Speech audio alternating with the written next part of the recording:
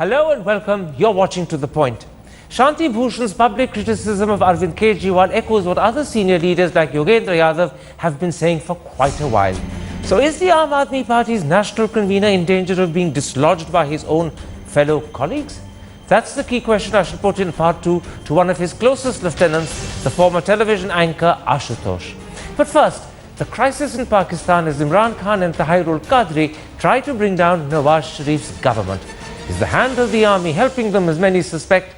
And more importantly, has Mr. Modi added to the Pakistan Prime Minister's problems with his surprise comments accusing Pakistan of proxy war? That's the first debate tonight. And now joining me to discuss developments in Pakistan and their impact on indo-pak relations is the editor of the Friday Times and former Chief Minister of Pakistan's Punjab province, Najm Sethi, the well-known political and military analyst Aisha Siddiqa, India's former High Commissioner to Pakistan, Satyabrat Pal, and the diplomatic editor of The Hindu, Suhasini Haidar. Aisha Siddiqa, let's start with the situation in your country. How serious a threat do Imran Khan and Tahirul Qadri and their planned marches to Islamabad pose to Nawaz Sharif's government? I think this evening as we speak, it seems that the threat has lessened. They are still kind of in Lahore. The idea was that they may get out of Lahore in the morning at 11 a.m. They would march towards Islamabad. They're still roaming around here. So they'd probably go park themselves at night. Now, one assumes that there has been some kind of agreement between the government and the powers that be, and therefore things are less tense today. But I think there are two ways to look at the whole situation. One is that physically, is there a threat? Perhaps to some extent, to a minor extent, the threat remains. You know, one doesn't know how, for example, Mr. Imran Khan will behave. He's putting himself in a corner by saying that Nawaz Sharif should agree to step down and go for re-elections. But on the other hand, the threat has actually been implemented, it isn't worked out, which is that if there are some discussions going on between the powers that be and the government, then probably some kind of agreement, arrangement has been arrived at. We don't know, we probably wouldn't know, we wouldn't know that what this agreement or arrangement has been, what compromises were made, what was agreed upon, so we don't know. But in both cases, there is a political, these two long marches meant a political threat to Nawaz Sharif. Najm Sethi, the security of Islamabad has been put in the charge of the army. It's apparently going to be in the army charge for the next 2 or 3 months. But the question that many are speculating about is this: is the hand of the army encouraging Imran Khan and Al-Qadri? Is there some way in which the army is involved? Because there's a lot of speculation about that. Well, you know, it isn't coincidental that it's a year after the elections, Imran Khan has suddenly woken up and to demand that the government should step aside and that the elections were rigged. It isn't entirely coincidental that this gentleman, Dr. Qadri, has leapt out of Canada and arrived here to lead this long march. And it isn't entirely coincidental that Imran Khan's goals, the goalpost is constantly changing for him. That first he said that he wanted to open up 4 constituencies, and he said that if the Supreme Court set up a commission to do so, he would welcome it, and that would be the end of the matter. Now that the government has announced that that is possible, that they will ask the Chief Justice to do so, he's changed the goalpost again. Now he says that this cannot happen under the existing government, and so on and so forth. So very clearly Imran Khan is determined to provoke a military intervention. Satyabrat, turning to India, after inviting Nawaz Sharif to his swearing in, after the exchange of saris, shawls and warm letters, and after agreeing to foreign secretary level talks, which are going to happen in just 11 days' time, was the Indian Prime Minister wise to make provocative remarks about Pakistan during his recent visit to Leh? I think those comments I think have been highlighted in the press, but it would be useful, particularly for our friends in Pakistan, to look at what he said in the context of the speech he was making and the people he was speaking to. He wasn't speaking to corps commanders or army leadership. He was speaking to Jawans. And I heard the whole speech. It was a 21-minute speech. And he spoke almost entirely about the problems faced by the Jawans in their own villages. Lack of education, the problems of healthcare, and so forth. And in that context, he had this passing reference to the problems that they faced from what he described as a proxy war. So I hope that this will not be seen in Pakistan as provocation. I mean, it was in the context, and he then went on to say, having spoken of the proxy war, that India was not the only country that suffered this, and that all right-thinking people throughout the world should join hands against the menace. And so it was an open offer to everyone who thought on his lines. So I think we should really wait. Sahashni, had that your paper's taken a very different view to the one we've just heard from Satyabrat Pal. Your main leader today in the Hindu says Mr. Modi's statement can only reinforce a view in Pakistan that their Prime Minister is bending over backwards to please New Delhi, and that will only strengthen those seeking to dislodge him. As you view it, is there a certain contradiction that's crept into our Prime Minister's attitude to Pakistan, as was visible in that Leh speech? Or at least, is there some confusion in his thinking? Well, certainly, Karan, and I would beg to differ from Mr. Pal over there, because the truth is that even though this was a small part of Mr. Modi's speech up there in Leh, let's remember that on July 4th, Mr. Modi had addressed Jawans in Srinagar. That's just about a month ago. India's concerns over proxy war from Pakistan are well known and are decades old.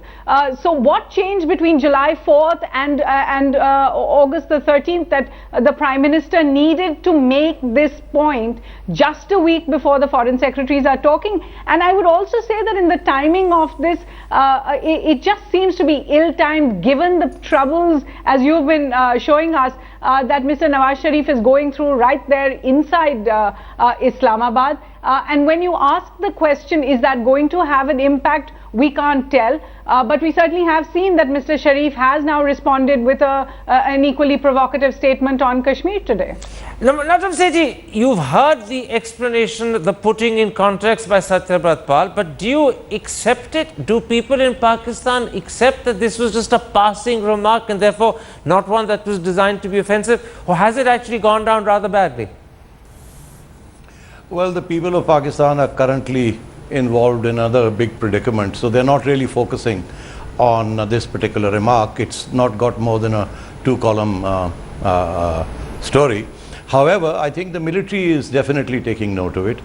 Don't forget, Karan, that one of the issues between the military and Nawaz Sharif has been the speed with which Nawaz Sharif wanted to move to normalize relations and open up trade and so on with the new government in New Delhi. And the military has been asking the Prime Minister to go slow. And so therefore this will definitely strengthen the hands of those in the military who've been saying, see, we told you so, all your bonhomie and all your backslapping and all your tete-a-tetes with the Indian Prime Minister are really not going to amount to much. Don't forget, Karan, that the advice of the military was that Mian Nawaz Sharif should certainly go to New Delhi, attend the banquet, but come back and not hold any parleys with the new Indian Prime Minister the following day. So in fact, when Mr. Nawaz Sharif went that one decisive step forward, he was doing it in defiance of his army. Aisha Siddiqa, at least 3 Indian papers this morning have in fact criticized Mr. Modi for his comments, and they've all suggested one way or another that far from strengthening Mr. Nawaz Sharif, Mr. Modi's comments could have added to the problems Mr. Nawaz Sharif faces at this moment, when Mr. Nawaz Sharif is pretty dependent upon the army to ensure that Mr. Khan and Mr. Qadri don't create trouble. Has this given the army a small advantage over Nawaz Sharif? Has it added to Nawaz Sharif's problems in that sense? Of course it has. I mean, I was talking to people. I've been very recently looking at trade between the possibility of trade between India and Pakistan. So talking to a lot of ordinary people, businessmen, trader merchants, and you know, there is a lot of, I think there is a lot of consensus I see there on trade with India. Now, when you have such statements and you go to start talking to the common man, they get a bit confused. They're like, probably the army is right. and these guys would actually force his hand. And they would look at Nawaz Sharif initiatives with a lot of suspicion. Okay. I think this is not a point. I mean, even if Mr. Modi wants to present himself as a strong prime minister, I think he should be very mindful, careful of what he says. It's not going to strengthen Mr. Nawaz Sharif, and it's not going to strengthen his position regarding improving relations with India. Karan, just one thing, if I could just come in for a second. Of course, go ahead. When I was in Delhi about 10 days ago, I met some businessmen, and they were talking of coming to Pakistan to explore further business prospects. And I have just heard from them that they have decided not to do so. And this decision is not because of what is currently the political situation in Pakistan, but because they think that Indo-Pakistan relations are not likely to improve given the rhetoric that they've already witnessing. In other words, Mr. Modi has given the wrong impression and wrong idea, not just to people in Pakistan, but also to businessmen in India. Satyabrat Pal, Yes. as a counterpoint to the argument you were presenting a moment ago, the paradox is that Mr. Modi's taunting comment came just days after Mr. Sharif himself addressed a national security conference in Pakistan with the army chief and the ISI chief present, and he expressed regret for the fact that Pakistan had poor relations with India. Quite the opposite to what our Prime Minister said and did. Do you think there could be a sense in which Mr. Nawaz Sharif, who's invested so much of his personal effort and time in this improvement of relationships, might feel a little rebuffed?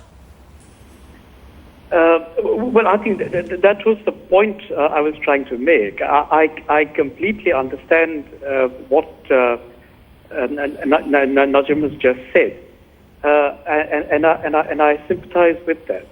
But the point is that Mr. Modi was speaking to a different audience. If he had said what he said without putting his larger vision for Pakistan to a similar conference of corps commanders in India, then it would be different. What I would suggest is let us wait to see what he says from the ramparts of Red Fort tomorrow. Okay. That will be his policy statement on Pakistan. That's absolutely true, and there are only a few hours to go, and maybe what he says will be very different, and maybe the message it sends will be different. But in the meantime, without knowing what's going to happen tomorrow, Suhashini, we have to analyze the world the way it is tonight and at this moment. Has this comment by Mr. Modi soured the pitch for the Foreign Secretary talks? Or do you think the two countries are so used to verbal jousting that they'll take it in their stride? Well, that's certainly a cynical thought, Karan, but it's well placed. The question is what was to be gained by making that statement at that time? Why did Mr. Modi need to make that statement at this time? And is it going to have an impact to Pakistan? Was that message at all meant for Pakistan, or is that an unintended consequence? These are all questions that are being asked simply because we don't know exactly where Mr. Modi stands when it comes to Pakistan. Everyone has welcomed his reach out. Everyone has welcomed the fact that he brought Mr. Nawaz Sharif to Delhi. Nobody really expected that. But there have been questions in everyone's mind. Where is the Mr. Modi that we heard during the campaign, speaking about Pakistan in a very different tone from what we've seen in the last few weeks? Is this Mr. Modi here to stay? The fact that he has reached out to Pakistan and is willing to talk about just business. When we saw injuries at the LOC just a few weeks ago, the Defense Minister, Mr. Jaitley, said, yes, of course, it is a concern, but it will be brought up in the talks. It's a very different picture that they've created. So the question is being asked, is this line here to stay, or is that previous line going to make a comeback? And Mr. Modi certainly left a lot of doubts after that speech of his. Najim Sethi, let me in a sense put that similar sort of question to you. Given the present situation in your capital, given the possibility that you could be under siege in Islamabad for a while to come, we just don't know how events will develop over the next 24 hours, will the Foreign Secretary level talks go ahead? And if they do, I'm adding this now as a second question, in the present environment, what do you think the outcome will be? Well, Karan, if this particular crisis ends in the next 3, 4, 5, even 10 days, my sense is Mia Nawaz Sharif will push for those Foreign Secretary level talks. He will not be dissuaded from going ahead and trying to get maximum advantage from them and moving ahead. That's the way his mind is, I know that. However, if this crisis persists and there is continuing instability, then I do not think the Pakistani Prime Minister will risk going into talks that might lead to failure or might lead to some strong statements from either side, which he can ill afford at that particular time. So what you're saying to me, Najm Sethi, that at this moment in time, the actual possibility of the talks not happening is a real possibility? Yes, it's a possibility. In my own sense, it's not a probability. Aisha Siddiqa, given the nature of the circumstances, given the nature of the relationship between your civilian Prime Minister and the army, how does the army at this point view the possibility of the Foreign Secretary level talks? Would they be happy for them to go ahead? Would the army prefer them to be stopped and to be cancelled or to be postponed? How does the army view the relationship now? See, there's nothing extensive happening. I mean, it's a bureaucratic process. Foreign Secretary talks will happen. There has been gradual movement in terms of India-Pakistan trade, overall India-Pakistan relations. But tell me about the army. Continuing to happen. Tell me about the army. How do they view the possibility of talks? I'm coming to that. Karan, I'm coming to that. You see, from army's point of view, perhaps there is no need to disrupt the talks immediately. You know, as long as they can ensure that the outcomes are not something very drastic. The other thing is that with these comments coming out of Delhi, now they're in a better position perhaps to maneuver and to then argue through the media that we have to step much more carefully when it comes to talks with India. I think the Indian Prime Minister must realize that he's no ordinary man. So even if he's making a comment up there, you know, in Kargil or in Siachen, even if it's to the soldiers, not corps commanders, he has to be mindful of what message it carries to the other side. Mian Nawaz Sharif is very keen on improving relations, and there has been the sea change of opinion in, you know, Pakistan's core, which is Punjab, regarding relations with India. But to translate it to something concrete, better, I think both leaderships have to be mindful. The army is very intently watching the process, and I think one needs to be careful so that they do not kind of use any opportunity to scuttle those talks. Very quickly, Najm Sethi, before I come back to my two guests in India, do you believe that when it comes to influence on India-Pakistan relations, has the balance between Nawaz Sharif and the army slightly tilted now in the army's favor because of Mr. Modi's comment?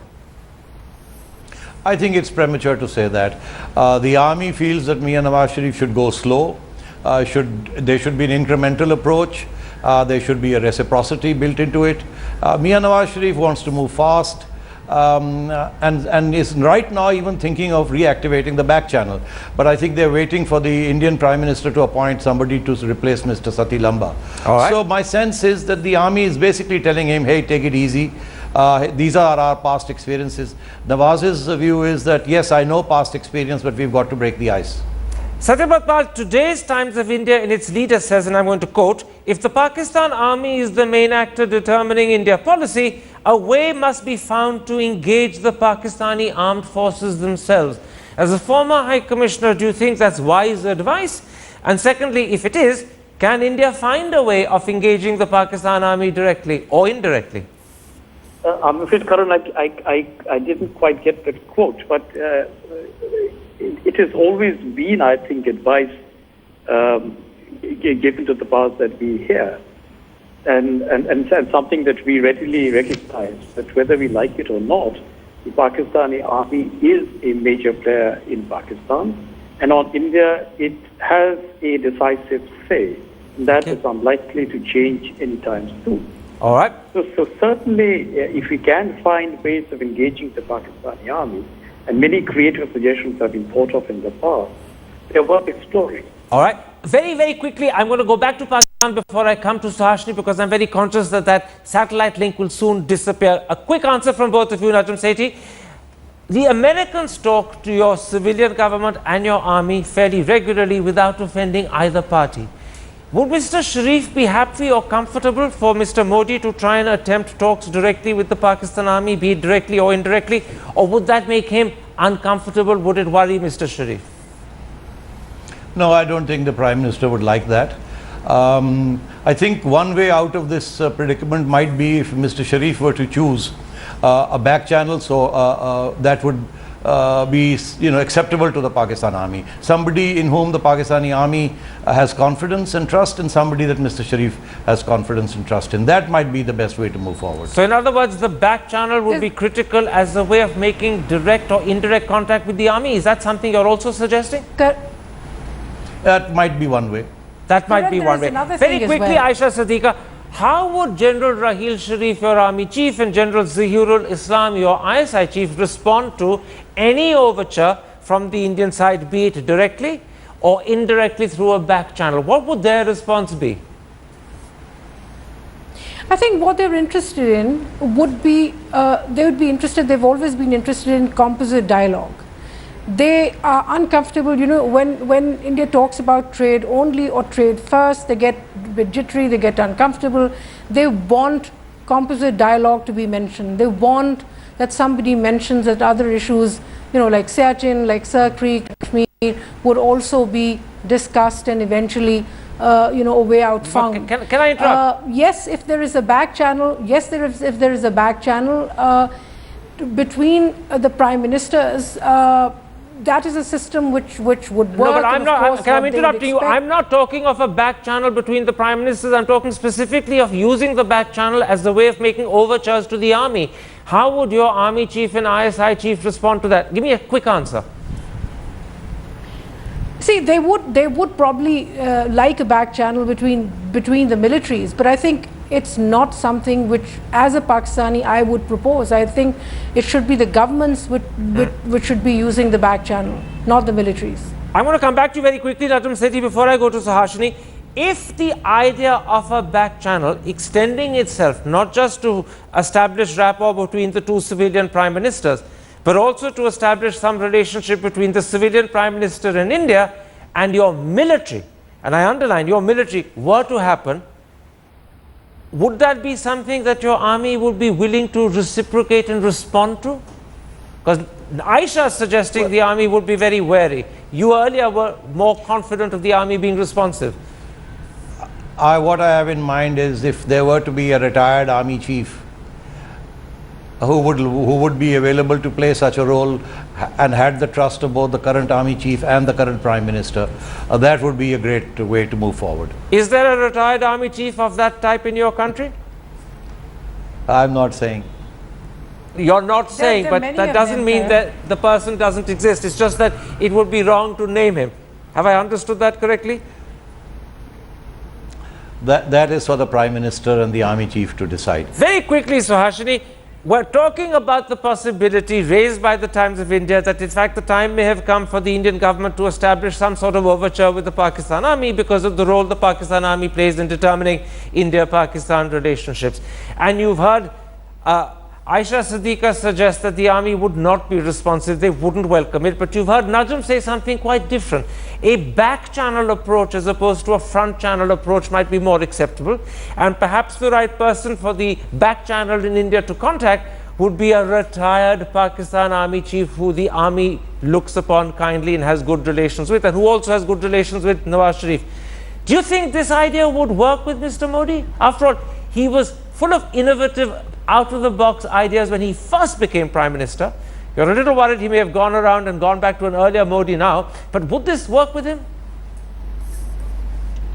Well, Karan, it would be naive to think that such back channel talks don't already exist, and I do understand that there have been envoys even of this government even before they were sworn in, effecting just those kind of back channel dialogues. But eventually I do disagree with the idea that India needs to openly open some channel with the Pakistani army. Let's remember, Pakistan is a democracy. Many have asked this question before as well, but it is for the Indian government to engage with the Pakistani government, with Mr. Nawaz Sharif, and without exception. Prime Minister Modi has already met with Mr. Sharif once. The two leaders will meet again in September in New York. They are expected to meet on the sidelines of the SAARC summit in Nepal. Surely between all these one-to-one meetings between the two, it would be possible to forge some kind of agreement, some kind of getting back on track with the talks that they could take forward. When it comes to engaging the Pakistani army in an open way, I'm sure that there is a reason this has not happened in the past. This is not India's way in terms of engaging Pakistan. Very quickly, Shotapal, as a former ambassador, High Commissioner to Pakistan, how do you respond to the idea Najum Sethi floated that if a back channel from the Indian side could make contact with a retired Pakistan army chief, one who was still acceptable to the army chief of today and acceptable to Nawaz as well, that might be one way of reaching out to the Pakistan army. How do you as a former High Commissioner respond to that? But you have to give me a quick answer because we're terribly out of time. Well, you know, as Suhasini said, I'm sure these contacts take place, particularly in the context of these number of back-channel dialogues and track-2 dialogues that take place. But I think if contact is to be established with the Pakistani army, which is necessary, it should be open and institutionalized in some way. But the interesting thing is you believe contact with the Pakistan army is necessary. You only differ with Najum Sethi in saying that it should be open rather than back channel. All right, I'm afraid we've run right out of time. My thanks to both of my guests from Pakistan for joining me. My thanks to Suhasini Haidar and Satyapal for joining me here in Delhi.